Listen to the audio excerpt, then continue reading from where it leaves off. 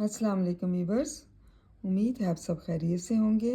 आज हम पढ़ रहे हैं उर्दू ग्रामर में मज़मून नवीसी, और मज़मून नवीसी में मज़मून है गदागरी। इंसदाद मतलब ये गदागरी को कैसे रोका जा सकता है या कैसे इसके रोकथाम हो सकती है। मुंदरजा ज़ैल तदाबीर को बरूए कार लाकर गदागरी जैसे पेशे का इंसदाद किया जा सकता है।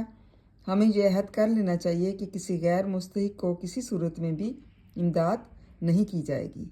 उलमा और वाइज़ीन का फ़र्ज़ है कि वह अपनी तकारीर में और बाज़ की मजलसों में लोगों को आज़ादी के इस पेशे से दूर रखा जाए।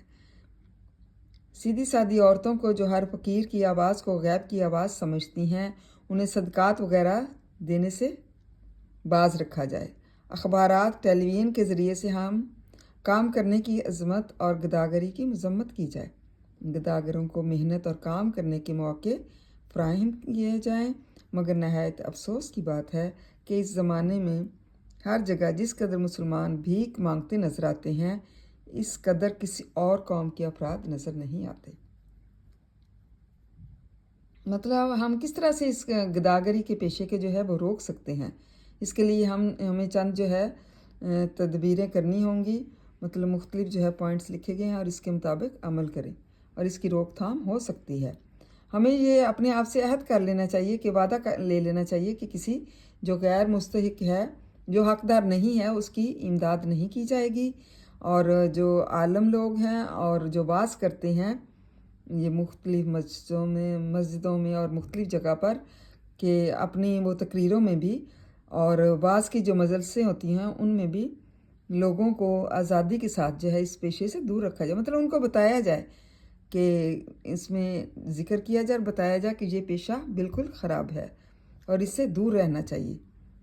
और जो सीधी सादी औरतें होती हैं वो भी ऐसे ही करती हैं कि जो भी फ़कीर आवाज़ लगाता है और उसको समझती हैं भाई ये तो अल्लाह की तरफ से जो है आवाज़ है, और उनको सदका वगैरह जो है वो देती हैं।